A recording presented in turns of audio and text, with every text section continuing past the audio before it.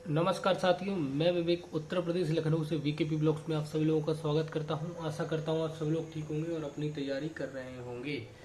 फिलहाल मैं आया हूं CHSL 2019 की टाइपिंग टेस्ट है 3 नवंबर यानी कल। और मेरा सेंटर इलाहाबाद गया है और प्रयागराज, और मैं इस समय लखनऊ में हूँ। सबको पता है मैं इनकम टैक्स MTS 2019 से सिलेक्टेड हूँ और इस समय इनकम टैक्स डिपार्टमेंट लखनऊ में इंटेलिजेंस एंड क्रिमिनल इन्वेस्टिगेशन में कार्यरत हूँ। तो कहना मेरा ये है, उन स्टूडेंट से 28,000 स्टूडेंट जो पास हुए थे उनमें सबको पता है 4 नवंबर को दिवाली है, 3 नवंबर को एग्ज़ाम दे दिया गया है।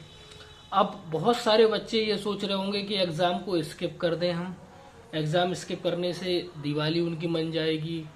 क्या है, उनको एग्ज़ाम स्किप करना चाहिए? मैं आपको एक लॉजिकल बात कहूँगा। अगर आपके कट ऑफ से 10 नंबर ज़्यादा हैं, कट ऑफ से 10 नंबर ज़्यादा हैं तो आप एग्ज़ाम देने जाइए, टाइपिंग टेस्ट देने जाइए, उपस्थिति दीजिए। अगर आपके कट ऑफ से 10 नंबर भी ज़्यादा है, इवन 8-9 नंबर भी ज़्यादा हैं, तो अगर आपके कट ऑफ से मात्र 5 नंबर ज़्यादा है तो आप टाइपिंग टेस्ट देने जाने का कोई ज़रूरत नहीं है, क्योंकि फाइनल सिलेक्शन नहीं होगा।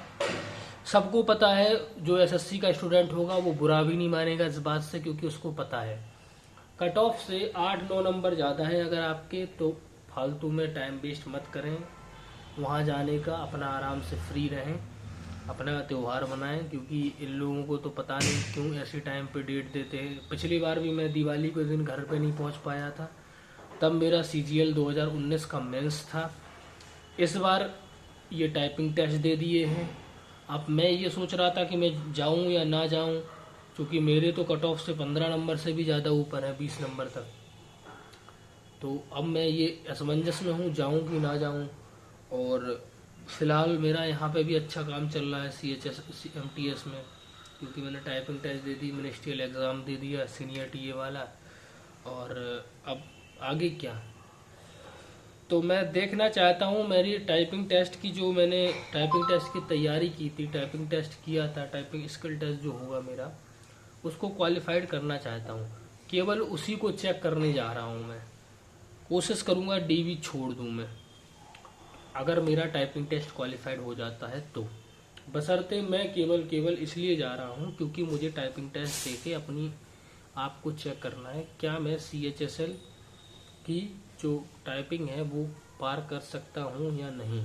इसलिए अब वो सारे स्टूडेंट जो ये सोच रहे हैं उनकी टाइपिंग की तैयारी अच्छी है नहीं, टाइपिंग की तैयारी, अभी मैं आपको एक बता दूं कि एक मैंने वीडियो बनाई थी टाइपिंग के लिए, एक सोनी टाइपिंग करके होता है। तो उसमें सोनी टाइपिंग टेस्ट में क्या होता है कि आपको पूरे ओरिजिनल टेक्स्ट मोड पे दिया जाता है, जैसा टेस्ट मोड होता है उस तरीके से आप उस पर अपनी प्रैक्टिस कर सकते हैं। उसमें इतना टफ एग्ज़ाम होता है कि आप अगर वो क्वालिफाइड कर लिए उसमें, मतलब इतना टफ का मतलब थोड़ा सा लेवल उसका हाई रहता है। अगर वो आपने क्वालिफाइड किया तो दुनिया की कोई ताकत नहीं कि आपको CHSL में टाइपिंग से बाहर कर सके। टाइपिंग के कुछ नियम कायदे कानून हैं, देने से पहले उनको जान लें। मुझे आता है तो मुझे लगा कि आप लोगों को बताना बहुत ज़रूरी है। सबसे पहले टाइपिंग देने से पहले पेपर, जब भी आप टाइपिंग टेस्ट देने जाएं, सबसे पहले कीबोर्ड की पूरी जितनी भी की हैं उनको चेक करें, ज़रूर चेक करें। कुछ नहीं करना आपको। कैसे चेक करना है, आप A to Z ABCDEFG से लेके A to Z तक लिख दें, देख ले कौन सी की आपको डिस्टर्ब कर रही है, क्या आपका स्पेस ज़्यादा भाग रहा है, कोई की ऐसी तो नहीं ज़्यादा भाग रही है, ये चेक करना बहुत ज़रूरी है। लास्ट ईयर एक सेंटर पर पटना में कुछ बच्चों के साथ टाइपिंग टेस्ट खराब होने का रीज़न था कीबोर्ड खराब होना। पूरी मेहनत आपने कितनी भी मेहनत की, कुछ भी किया आपने, लेकिन अगर आपका कीबोर्ड खराब निकला, आपका पूरी मेहनत बेकार।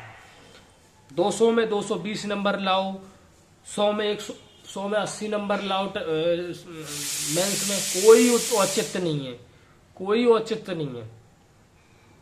टाइपिंग टेस्ट क्वालिफाइड होना आपको बहुत ज़रूरी है। टाइपिंग टेस्ट निकालने के लिए बहुत बेसिक चीज़ें हैं, आपको बता दी हैं। आप A to Z लिख लें आराम से, उससे आप अपनी ABCD वगैरह चेक कर लेंगे, कीबोर्ड की सब चीज़ें सही हैं कि नहीं है। और एक फॉर्मेट होता है टाइपिंग का, लास्ट डे बता रहा हूँ, तो जिनको पता है वो तो निकाल लेंगे, जो नए हैं वो देने से। अगर आपने टाइपिंग की प्रैक्टिस नहीं की तो टाइम वेस्ट करने मत जाओ। अगर आपने टाइपिंग टेस्ट की प्रैक्टिस नहीं की तो टाइम वेस्ट करने मत जाओ। दिवाली मनाओ, त्योहार मनाओ, पैसा मत खर्च करो, फालतू में टाइम वेस्ट करने मत जाओ। अगर आपने कभी टाइपिंग टेस्ट की प्रैक्टिस नहीं की और आप ये सोच रहे हैं कि हम जाके कीबोर्ड में देख के क्वालिफाइड हो जाएंगे, इम्पॉसिबल है। ये आप जान लीजिए, आप सिलेक्शन नहीं ले सकते। मैं सही और सटीक बात कर रहा हूँ। टाइपिंग टेस्ट में उसी का सिलेक्शन होगा जिन्होंने करीब 2 से 3 महीने या 1 महीने 2 महीने लगातार दिन रात मेहनत की, अच्छे से मेहनत की, प्रैक्टिस की, उन्होंने कीबोर्ड को जाना, एक एक की उनकी उंगली मैं आपको बताऊं, टाइपिंग टेस्ट में टाइम लगता है 3-4 महीने सीखने में। अगर आपने टाइपिंग टेस्ट की तैयारी नहीं की तो आप टाइपिंग टेस्ट देने नहीं जाए।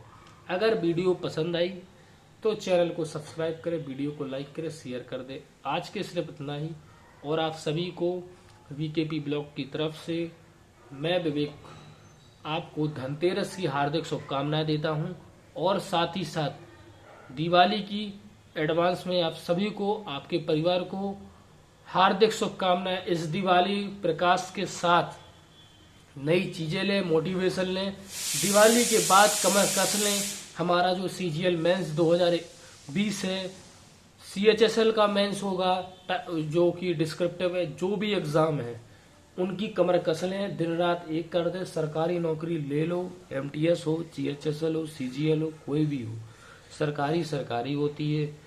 हाँ, ये जरूर है कि अगर आपने प्रैक्टिस अच्छी की है, आप टैलेंटेड है, आपके अंदर आप क्षमताएं हैं, तो आप इस तरीके की तैयारी अगर आपकी है तो आप सीजीएल का दें आराम से।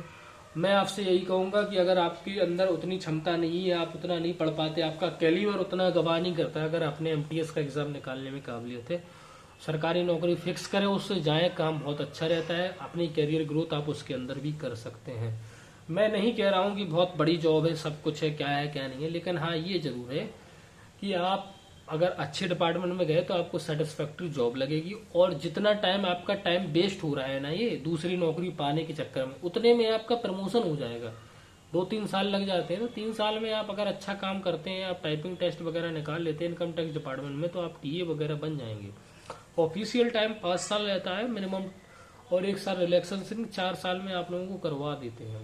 उसके बाद सीनियर टीए बनने के लिए एक मिनिस्ट्रियल एग्जाम होता है, वो क्वालिफाइड कर लेंगे तो कोई बात नहीं, आप तो फिर 24 से 4200 गेट पे पहुंच जाएंगे।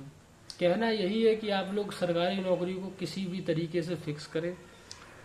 सीएचएसएल 2018 का फाइनल रिजल्ट, सिलेक्टेड स्टूडेंट, आप लोगों का जो अटेस्टेशन फॉर्म वगैरह है उसकी न्यूज आपको कुछ दिन बाद मिलना चालू हो जाएगी। 3 महीने बाद, 45 दिन, 2-3 महीने बाद, 30 सितंबर को आया था तो अक्टूबर पूरा 1 महीने हुए हैं। तो कब क्या आएगा उसके बारे में भी चैनल पर जुड़े रहें, मैं एक न्यूज आपको बताऊंगा कैसे क्या होना है क्या नहीं होना है। वीडियो पसंद आई वीडियो को लाइक करें, चैनल को सब्सक्राइब करें। आज के लिए सब मिलते हैं कल नए वीडियो के साथ। जय हिंद, वंदे मातरम।